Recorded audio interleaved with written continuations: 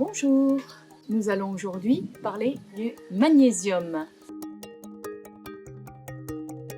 Magnésium, tout le monde connaît, hein, il fait partie des minéraux les plus abondants de notre organisme et il est connu du grand public pour son rôle contre le stress. Que celui qui n'a pas dit un jour « je mange du chocolat parce que je manque de magnésium », lève le doigt. On connaît tous cette excuse-là pour se laisser aller un petit peu côté chocolat. On n'a pas tout à fait tort d'ailleurs. Voilà. Alors on va en parler de façon un petit peu plus précise. On trouve environ 25 grammes de magnésium dans notre corps, dont la majorité, enfin 50% un peu plus, se trouve dans les os et dans les dents. Il participe à un nombre très important de réactions métaboliques. C'est un cofacteur de nombreuses cascades enzymatiques et selon les auteurs, on compte à peu près plus de 300 réactions qui impliquent le magnésium comme cofacteur. Ses rôles sont très nombreux. Il intervient dans l'excitabilité neuromusculaire, c'est-à-dire dans la transmission nerveuse, dans la relaxation musculaire après la contraction. Il est indispensable à la formation de l'os et à la bonne distribution du calcium dans les tissus. Il est indispensable à la production d'énergie, à l'activation de la vitamine D3 quand elle passe sous sa forme hormonale suite à une transformation au niveau rénal. Il agit également dans la protection contre les métaux lourds, contre l'alcool, le contrôle de l'émission des radicaux libres, l'activation des vitamines B, l'adaptation au stress, ça on le connaît, prévention du vieillissement et des troubles dégénératifs. Il régule le système nerveux, le taux de glucose sanguin, le taux de lipides sanguins. Il intervient dans l'équilibre acido-basique. Il va stimuler le microbiote et permet l'assimilation des nutriments. Il maintient un rythme cardiaque régulier. Bref, il intervient dans de nombreux domaines et donc vous comprenez bien que sa carence va poser problème.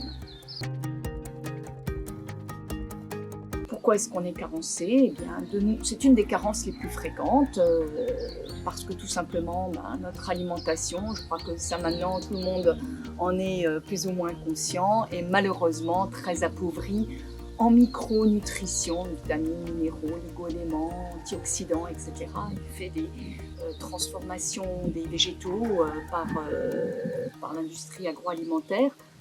Donc, carence très fréquente. Comment est-ce qu'on va détecter cette carence? Eh bien, malheureusement, le dosage sanguin n'est pas très exact dans la mesure où le magnésium qui nous intéresse est intracellulaire. Donc, on va plutôt se fier à des signes cliniques qui sont divers, variés, nombreux et sur lesquels on va pouvoir évoquer une carence de magnésium. Alors, on peut avoir des troubles du métabolisme, des troubles nerveux, la fameuse spasmophilie entre autres, ça peut être de l'anxiété, ça peut être de la dépression, ça peut être des vertiges, des palpitations, ça peut être un syndrome prémenstruel, des problèmes ophtalmiques, des troubles hépatobiliaires, des troubles du transit, etc. Comme ça impacte de nombreuses réactions enzymatiques dans tout l'organisme, la carence peut se manifester à différents niveaux. Les troubles les plus connus, ce sont les fameuses crampes nocturnes et ce qu'on appelle la fasciculation de la paupière. Vous savez, quand vous avez la paupière qui tremblote comme ça. Alors là, c'est que vous êtes vraiment en carence de magnésium. Donc on se base sur ces signes cliniques et on va proposer une complémentation avec un résultat, si possible, qui confirmera qu'il y avait bien une carence en magnésium. L'absorption au niveau du tube digestif est de l'ordre de 30 à 50% et l'excès est éliminé par voie rénale, donc dans les urines, d'où la contre-indication de la complémentation en cas d'insuffisance rénale. Alors ce magnésium, je vous l'ai dit au départ, normalement on devrait le trouver dans notre alimentation. La valeur nutritionnelle recommandée à l'heure actuelle est de 6 mg par kilo de poids corporel et par jour pour un adulte. Alors on va faire grosso modo 400 mg par jour pour à peu près quelqu'un qui fait dans les 60 kg. On est aux environs de 400 mg par jour. à peu de choses près, hein. Alors dans l'alimentation, on estime qu'à l'heure actuelle, on trouve entre 150 voire 200 mg par jour, les bons jours, j'ai envie de dire. Où est-ce qu'on va le trouver, ce magnésium? Eh bien, il est au cœur de la molécule de chlorophylle. Tout comme vous avez le fer au cœur de la molécule d'hémoglobine, vous avez le magnésium au cœur de la molécule de chlorophylle. Donc on va le trouver dans tous les végétaux grâce à la chlorophylle. On en trouve surtout en grande quantité. Quand on compare la liste des aliments aux 100 grammes, c'est la poudre de cacao dégraissée qui en contient le plus, mais qui va manger 100 grammes de poudre de cacao? J'ai pas dit de chocolat, hein, pas la tablette, poudre de cacao. Donc voilà, on réfrène un petit peu ces notions-là de chocolat bon pour son apport en magnésium, mais c'est intéressant quand même. On en trouve beaucoup dans les graines, dans les oléagineux, les graines de sésame notamment, les oléagineux, les céréales complètes, les légumineuses, bien sûr les légumes à feuilles vertes, etc. Mais comme je vous le disais, notre alimentation actuelle est souvent trop faible en apport de magnésium et on a intérêt à se tourner vers une complémentation, je dirais presque régulière, en magnésium, en sachant que le stress va surconsommer le magnésium, qu'une surconsommation de magnésium va entraîner une carence et que la carence entraîne le stress. Vous voyez, on rentre dans un espèce de cercle vicieux comme ça, d'où on ne sortira pas si on ne ramène pas du magnésium de façon intéressante par une complémentation. Dans les compléments alimentaires, le magnésium existe sous forme de différents sels, hein. Il ne se promène pas comme ça tout seul dans la nature.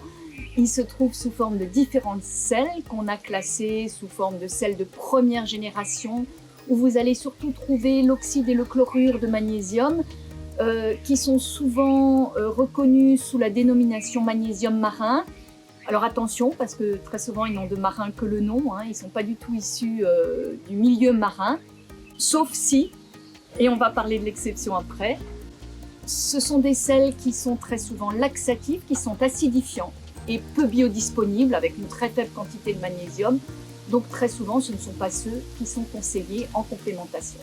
On a après les sels de deuxième génération qui sont plus intéressants, plus biodisponibles, peu laxatifs, le citrate, le malate, etc. Et puis surtout, maintenant, dit de troisième génération où on trouve notamment le glycinate ou le bisglycinate de magnésium, qui n'est évidemment pas laxatif, qui est basifiant et qui présente une très bonne biodisponibilité et une quantité intéressante d'apport de magnésium par rapport aux sels de bisglycinate ou de glycinate de magnésium. Pour optimiser la fixation du magnésium, je crois que beaucoup d'entre vous le savent aussi, il est intéressant de rajouter très souvent de la taurine, qui est un acide aminé qui va permettre une meilleure assimilation de ce magnésium et distribution du magnésium, et des vitamines B, surtout la B6. Toutes les vitamines B sont intéressantes aussi, elles interviennent aussi en collaboration dans de nombreuses réactions enzymatiques avec le magnésium, notamment la B6 qui va favoriser l'absorption intestinale du magnésium.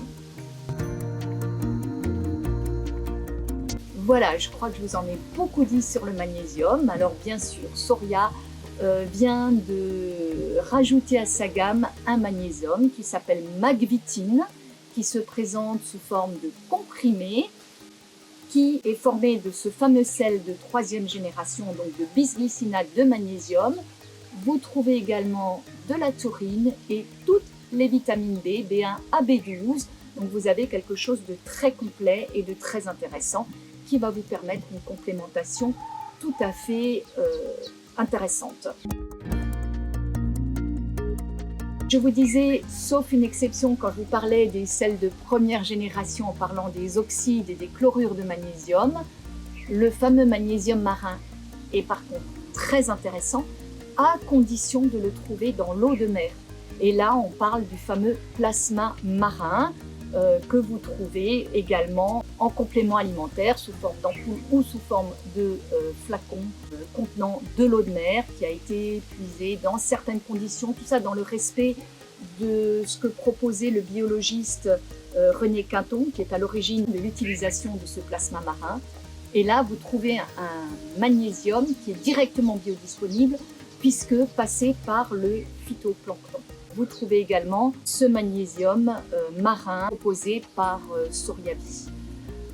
Voilà, je pense avoir apporté pas mal de renseignements sur ce magnésium. Évidemment, si vous voulez en savoir plus, n'hésitez pas à communiquer avec le laboratoire Soria. Je vous remercie pour votre écoute et je vous dis à très bientôt pour un autre sujet.